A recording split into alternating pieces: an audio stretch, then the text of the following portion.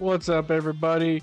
Red Warrior here with another video, and today we're going to be talking about Arrowhead's badonkadonk. Yes, these people have that big schlong, that mighty gargantuan. Bruh. I'm going to stop there. And we're going to take a look at Escalation of Freedom, the trailer for it, what they're releasing, and what I think I've noticed inside the trailer that might be hints at something bigger. And we're also going to look at the latest Warbond, Freedom's Flame, coming out on August 8th. So the big update's coming out on August 6th, and then on August 8th is when the Warbond is going to be released. We're going to be talking about both of them, so let's hop to it. So without further ado, let's get into it, fellow divers. Alright, so the first order of business that we have going on is the new enemy types. We're going to be breaking this down piece by piece as much as I can. I'm going to also slow down footage of the trailer to show you what exactly I'm trying to point out. So, new enemy types for the bugs. We got the good old Impaler apparently returning.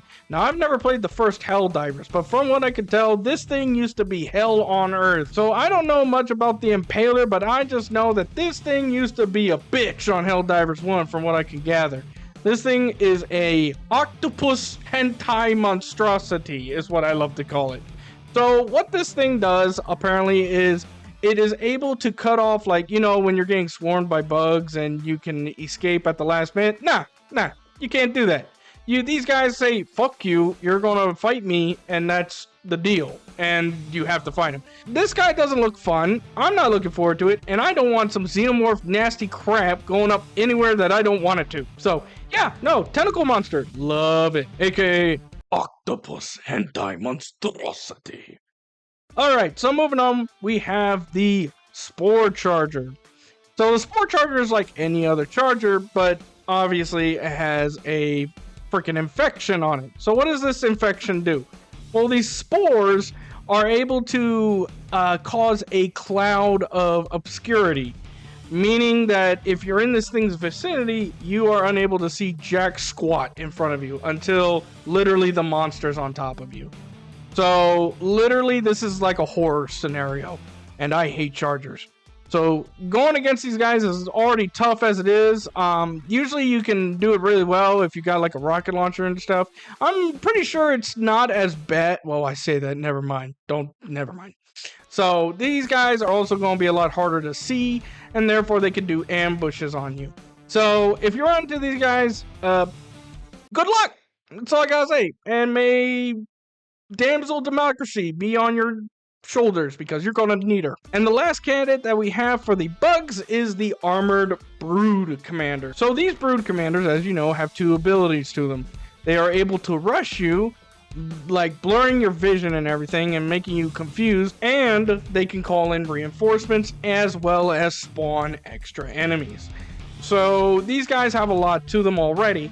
Now we're getting Armored Brood Commanders, which can do the same things that a regular Brood Commander does, except that when it spawns, like, you know, the warriors that we're used to, that's not going to be the case anymore. They did not go into detail what these guys do or what these guys, like, bring in as replacements for warriors.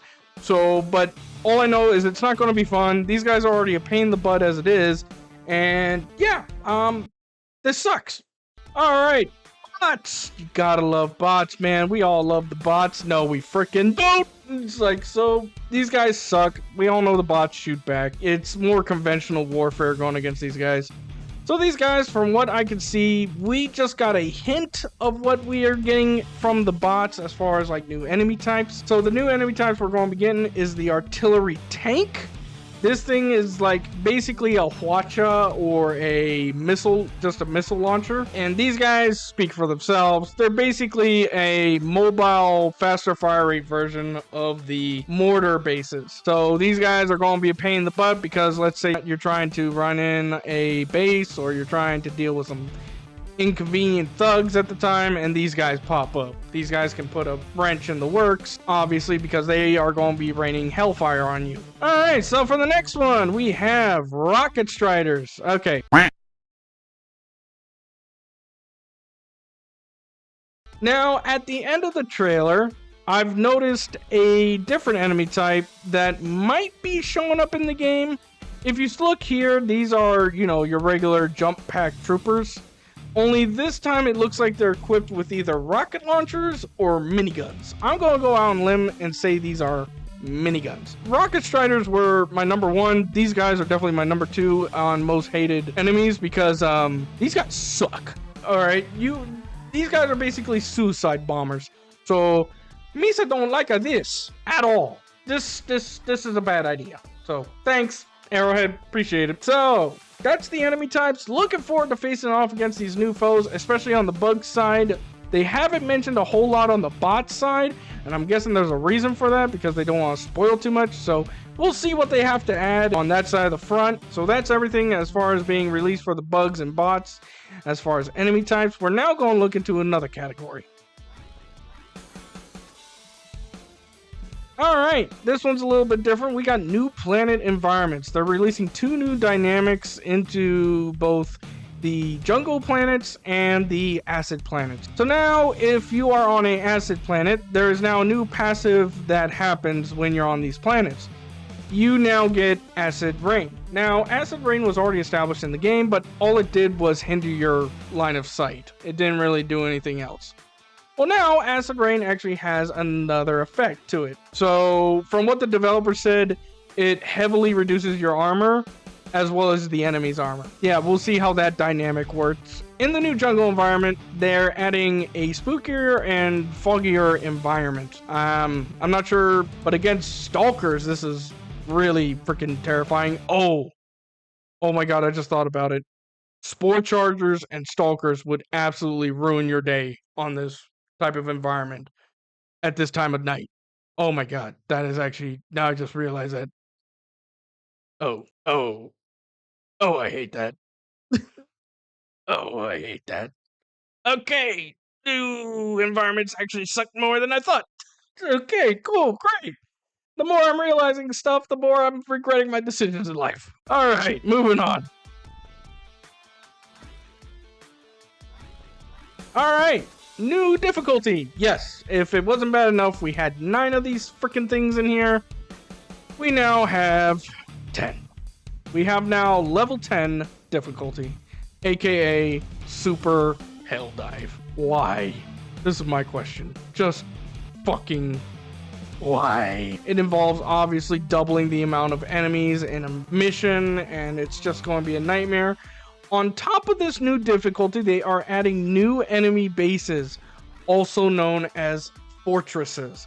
These things are supposed to be massive, and they give you buku rewards for it. So I'm actually excited to go against these fortresses and absolutely go to town on both the bots and the bugs. This looks really cool. This is by far what I'm looking forward to, is going against these massive bases and just going to town and having these epic battles. So I'm actually looking forward to this one. This one looks pretty fun, I can't lie. Alright, next one. We are going to talk about mission types. We now got new mission types. So there's actually, what I can tell, 2 different mission types in the game. I am going to tell you about the one that they did mention, and then we're going to go into the one they didn't mention. Let's get into it. Larva extraction. Now, this involves extracting a baby bug larva that's currently being in a container. I don't know if you have to capture the larva and put it in the container or what. You basically have to find this baby larva and you have to bring it to the extraction site. Obviously. There's a catch though, like with everything that Helldivers throws at you. The larva screams at intervals and calls in reinforcements, and you have to deal with it. So while this thing is screaming, you have to deal with hordes of bugs coming off and fighting to get the larva back. So you can imagine the BS that you'd be running into if you played this on Helldive or, God forbid, level 10 Super Helldive. Good lord, I can't imagine extracting that thing on freaking level 10. Good stuff, let me tell you. And there's one mission that they did not mention, like I said earlier, And it looks like, if you see this image here, this is the only image they show of this side mission when they talk about it specifically. This is the bots. This is obviously a bot mission. I don't know what this involves. It looks like it involves a factory of some kind. I did hear rumors that the bots were using human remains to fuel their engines or their bases. This might be it. I don't know. I'm kind of confused on that one. You let me know in the comments what you think this mission is. That is something I learned from a rumor. Don't take my word for it. But from what I was told, bot mission could either be an oil mission, has something to do with them collecting oil, or them processing what we think is human remains. So in conclusion, we got a lot of stuff coming in. We got a ton of new variants of enemy types coming in. So for the bugs, we have the Impaler, the Spore Charger, and the Armored Brood Commander. These guys do not look like fun. I am not interested in fighting them, but I'm going to fight them because I'm interested in fighting them. And for the bots, we have the Rocket Striders, the Artillery Tanks, and what looks to be Jump Pack Minigun Troopers, or Rocket Troopers, one of the two. So we'll see where that goes with that. I'm actually looking forward to seeing these new enemy types, how to strategize against them. We got new planet environments. We have the acid rain coming in for the acid planets, and we got a more foggier, darker version of the jungle environments, so to spook it up a bit and make it more horror themed, which I'm all for. I'm always down to get my pants scared off. Alright, and then on top of that, we have new difficulty types. We got level 10, aka Super Helldive. And then we have the new enemy bases, also known as fortresses. I can't wait to go against these things. This is fun. Looking forward to spreading democracy on a planet-side level. Let's do this. And we got new mission types, the new larva extraction mission, and we got the unknown bot mission. I am very interested in the bot mission most of all. I am still going to look forward to the larva mission, but the bot mission, they didn't mention anything about that, and that has piqued my curiosity. So that's it for the Escalation of Freedom breakdown. I'm actually looking forward to a lot of this. I'm so happy that they managed to bring this game back from a very bare bones state, and that they're actually going to be adding a lot of stuff later on. So without further ado, now that I've went on the spiel about the Escalation of Freedom, let's get into Freedom's Flame for the new Warbond releasing on August 8th. Let's do this.